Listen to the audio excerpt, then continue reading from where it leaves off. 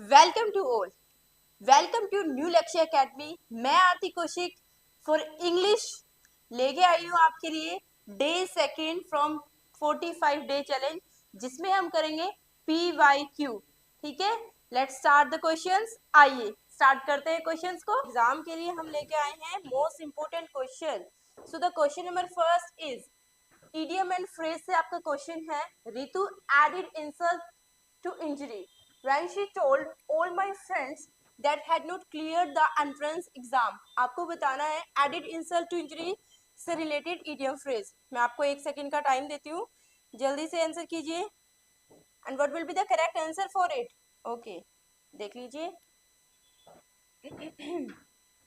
Okay, question पढ़ते हैं। To insult someone by speaking badly about them, to say something that mistake at bad situation even worse. Okay, next is to insult someone without any reason, and option number 4 is to feel very bad about a failure. So the answer is option number second, to say something that makes a bad situation even worse। खराब situation को और भी ज्यादा खराब कर देना। So option number B is the correct answer। ठीक है, ये आपका इडियम एंड फ्रेज था। इससे आपको एक आइडिया लग जाएगा कि किस टाइप के आपके क्वेश्चंस आते हैं, right. So question number second is all residents are dash that the entrance gate will be closed at 11 PM। ठीक है, आप हमारे साथ क्वेश्चन कीजिए, जिस साथ में रजिस्टर लेके बैठिए। आपको लगता है जो आपके गलत हो रहे हैं उसको आप साथ साथ लिख सकते हैं, राइट। उसके रूल्स को आप दोबारा देखिए। Okay, all residents are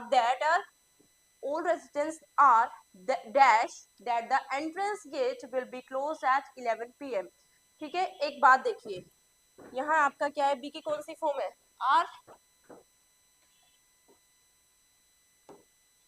B की कौन सी फॉर्म है? आर। ठीक है, अभी ऑप्शंस देखते हैं पहले। Being hereby inform, being hereby inform, ठीक है। Inform, inform hereby informed and hereby to be inform. एक बात तो क्लियर है, आर होने से क्या नहीं आएगा इसमें, V1 और V2 इसमें हम यूज नहीं करेंगे।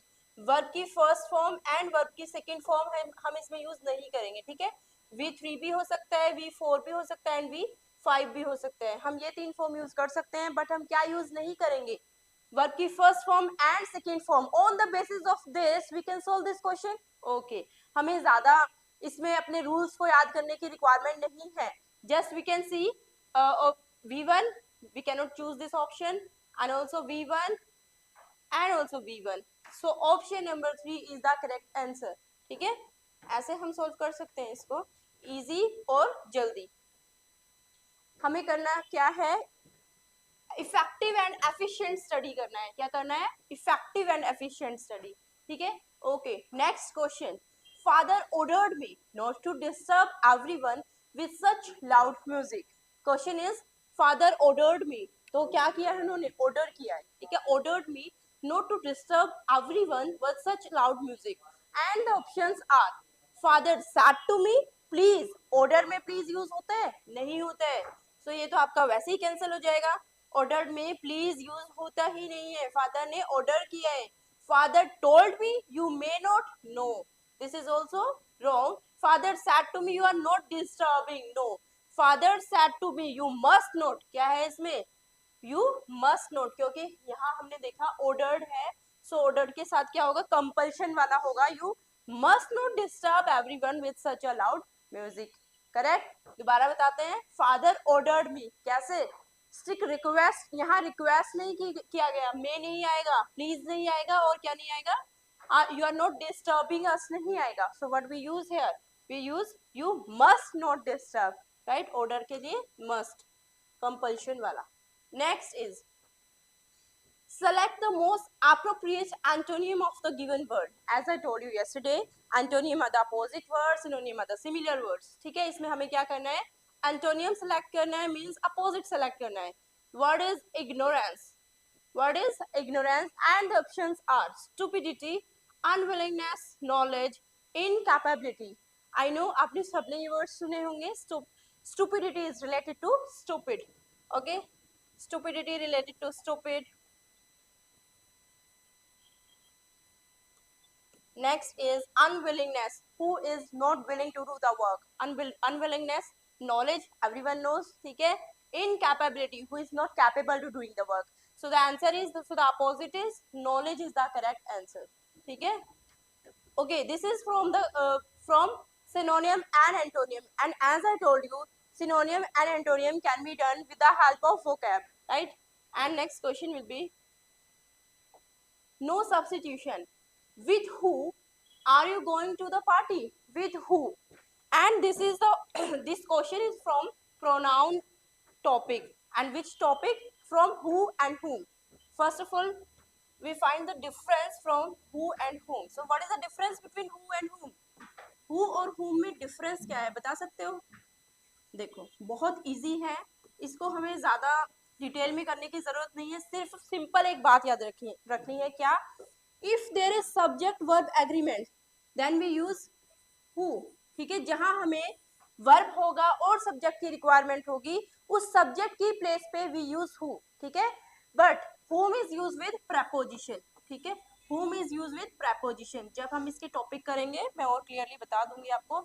अभी सिर्फ इतना याद रखना है, preposition with preposition we use whom, and if there is subject verb agreement and if we require subject, who is used as a subject in the sentence, correct? So we will not use who over here, we will use whom in place of who. For again check the sentence, with who are you going to the party, and we can see he, with is the preposition in the sentence, and with at which all preposition we use by.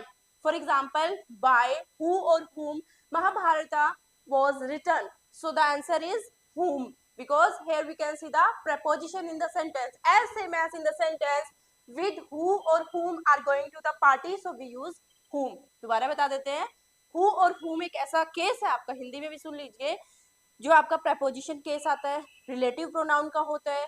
who और whom में difference बताना है. who आपका as a subject काम करता है sentence में, और whom आपका preposition के साथ use होता है. क्लियर? ठीक है, हम देख सकते हैं यहाँ हमारा preposition है और इसके साथ हम use करेंगे whom. Clear? Not who. So option number C is the correct answer. आपको क्या बताना होता है इसमें? wrong. wrong को हम correct answer मानते हैं इसमें. ठीक है, select the most appropriate antonym of the given word. Again हमें क्या बताना है? opposite. Antonym means opposite, synonym means similar. Okay, affiliation, alliances, likeness, coalition and detachment. These all are related to attachment. All are related to friendly relation. All are synonym of the similar word, of the same word. Alliances, likeness, coalition are the synonym of the affiliation. So the answer will be detachment. Detachment, अलग होने के लिए, detach होने के लिए. Attachment is the synonym again. ठीक है, easy था ये तो. Next is I advise my students not to forget to revise their answers after completing the paper. ठीक है, आपका क्वेश्चन कौन सा है? ऑलरेडी किस में है ये? पैसिव में है, तो हमें किस में बनाना है? एक्टिव में. I advise my students not to forget. Okay, पहले ऑप्शंस करते हैं, फिर मैं आपको बताती हूँ. आपको इतना लंबा चौड़ा इसको करने की रिक्वायरमेंट नहीं होती है. आपको सीधा क्या चेक करना है? क्वेश्चन देखते हैं, क्वेश्चन के बाद डायरेक्ट देखो नॉट टू. ठीक है, here we can see not to.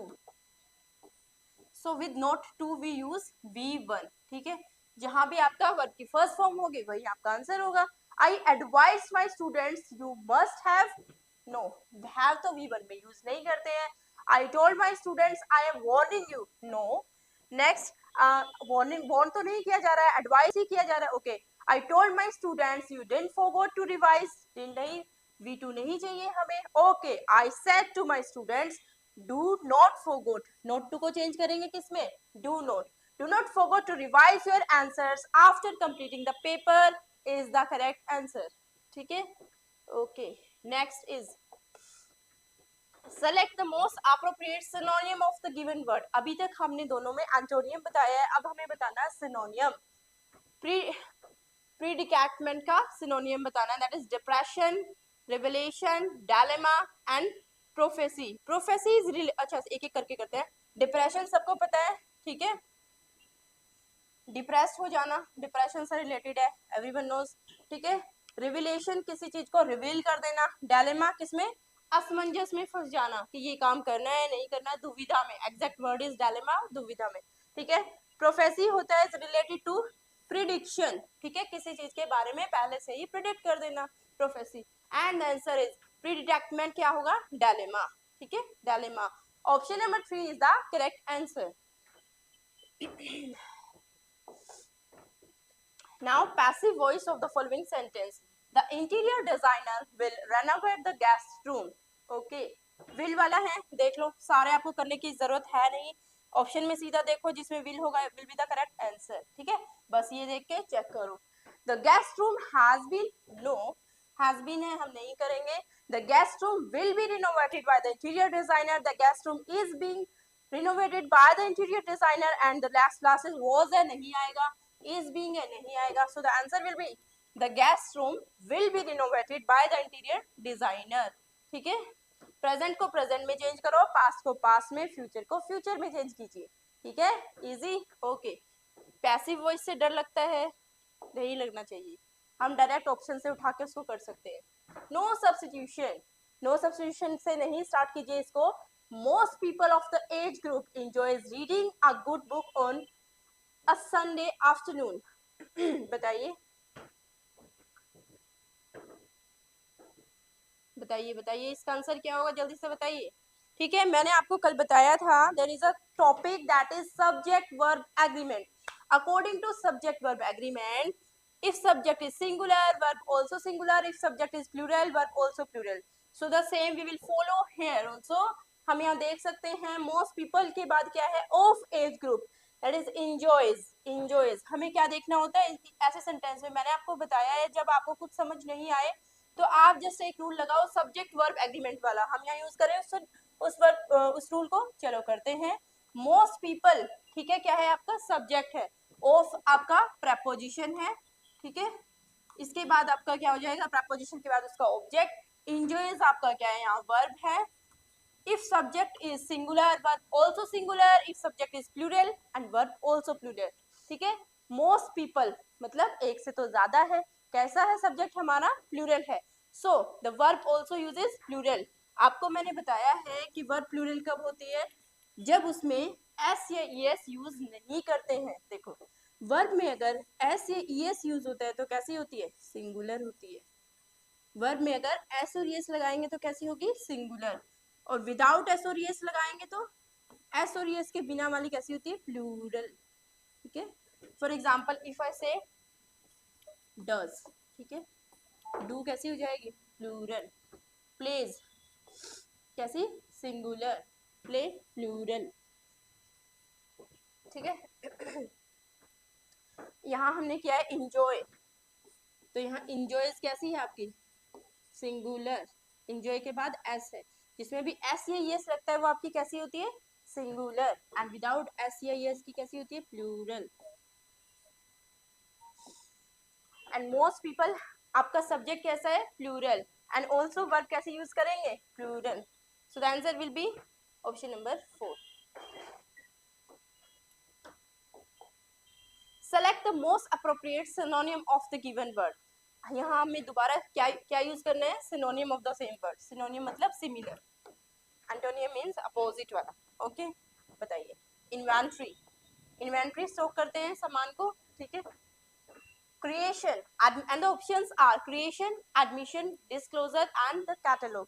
Catalogue use करते हैं, catalogue is as same as inventory, कहाँ यूज करते हैं हम, ठीक है। फॉर एग्जाम्पल हम फोन लेने जाते हैं, ठीक है, फोन में बहुत सारे दूसरे फोन के बारे में भी डिस्क्राइब किया हुआ होता है, दैट इज कैटलॉग, ठीक है। Rupa said to me, I'll call you tomorrow to fix the meeting. So the question is, Rupa said to me, I'll call you tomorrow to fix the meeting.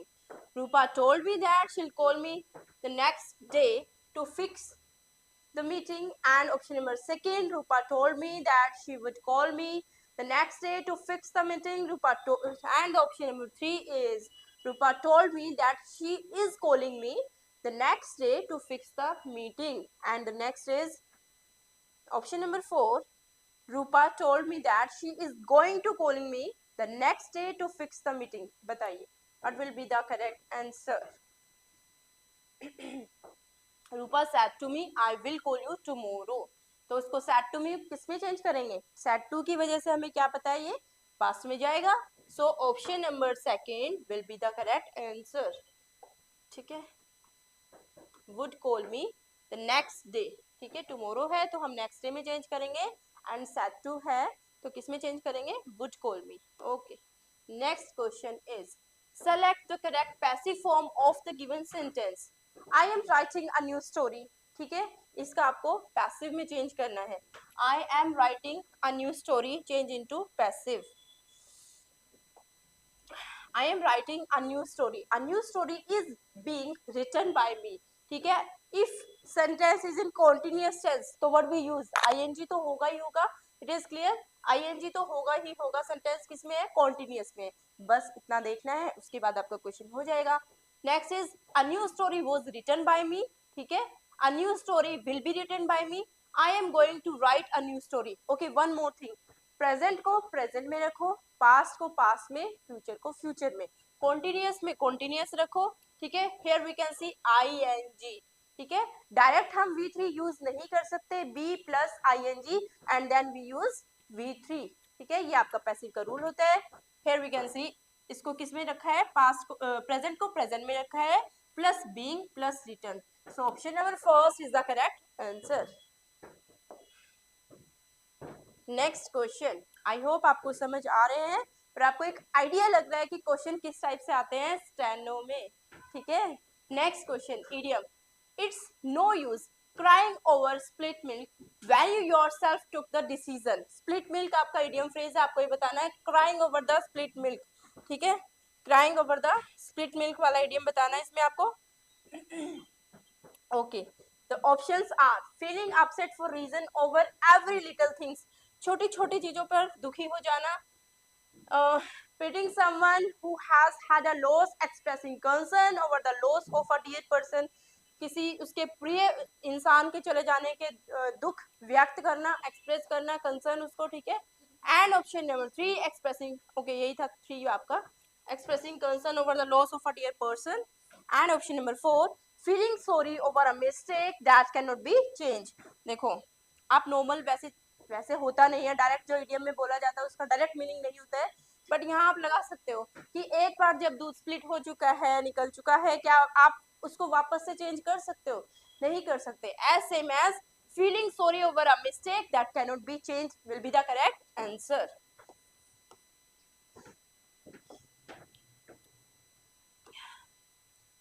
Question number 15, grammatical error इसमें आपको बताना है. Instead of panicking, it is going to keep yourself safe and not to get anxious whenever there is of natural calamity. ठीक है, बताइए answer जल्दी जल्दी जल्दी. आंसर क्या होगा इसका बताइए. and the options are of natural calamity, to keep yourself safe and not anxious, and instead of panicking. देखो, here we can say instead of panicking क्या है? प्रपोजिशनल फ्रेज है आपका. ठीक है, what is instead of panicking in the sentence? Here it is prepositional phrase. ठीक है, instead of panicking. देखो, पैनिकिंग क्या है आपका? इसमें जीरेंट है, बताया था मैंने जीरेंट क्या होते हैं. पैनिकिंग आपका जीरेंट है. when we use ing with verb, it is used as gerund in the sentence. verb plus ing. और ये सब्जेक्ट, ये सेंटेंस में सब्जेक्ट का काम करता है. इंस्टेड ऑफ आपका प्रपोजिशन है एंड उसके साथ पैनिकिंग प्रपोजिशनल फ्रेज है. ठीक है, सेंटेंस स्टार्ट करते हैं. It instead of panicking, it is good to keep yourself safe and not to get anxious whenever there is of natural calamity. ठीक है, यहाँ तक इसमें कोई प्रॉब्लम है नहीं. it is good to keep yourself safe and not to get anxious whenever there is of नहीं आएगा. what we use here? there is a natural calamity. ठीक है, यहाँ प्रीपोजिशन की रिक्वायरमेंट नहीं है हमें, whenever there is a natural calamity.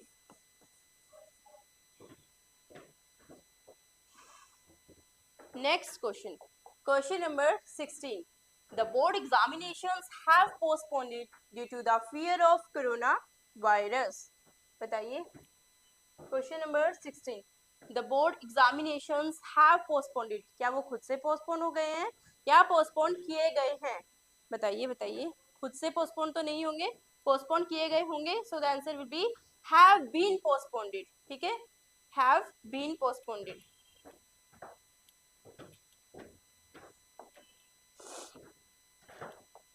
The board examination have been postponed will be the correct answer, right? Next question, dash, there was a lockdown and we could not go out, we decided to go group chats via WhatsApp. बताओ कौन से वाला case है ये? Conjunction even if, as, unless, due to. unless किसके साथ use करते हैं हम? बताओ. इवन इफ एंड इवन दो. देखो थोड़ा थोड़ा इनके बारे में जान लेते हैं पहले.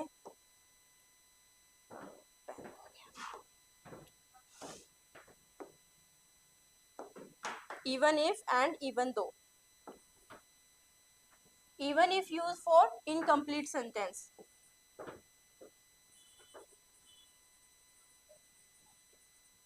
Even if we use with incomplete sentence.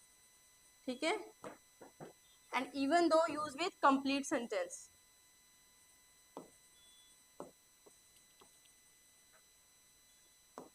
Even if and even though.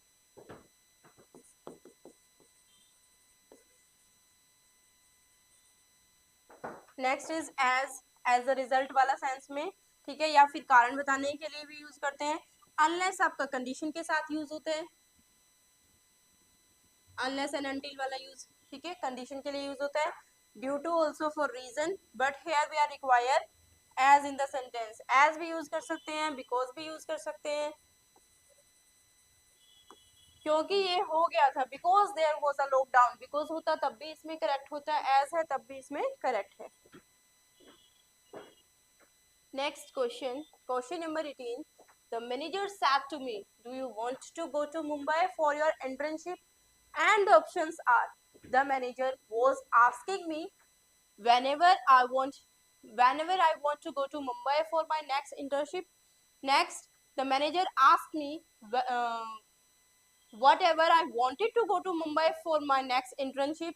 And next is, the manager asked me to whatever I had wanted to go to Mumbai for my next internship.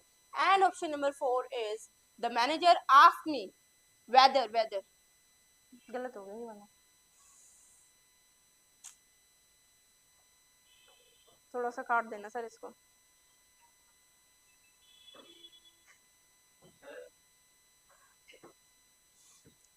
जल्दी जल्दी के चक्कर में थोड़ा सा गलत हो गया, इसको काट देना. मैं दोबारा बोलती हूँ. whatever बोल दिया, whatever, गलत प्रोनाउंसिएशन होगी. Okay, question number 18 is, the manager said to me, do you want to go to Mumbai for the next internship? And the options are, the manager was asking me whether I want to go to Mumbai for the next internship. And the manager asked me whether I wanted to go to Mumbai for the next internship. And the option number 3 is, the manager asked me whether I had to wanted to go to Mumbai for my internship. And option number 4 is, the manager asked me whether I want to go to Mumbai for my internship. ठीक है, said to में है answer. Question किस में है? Said to में.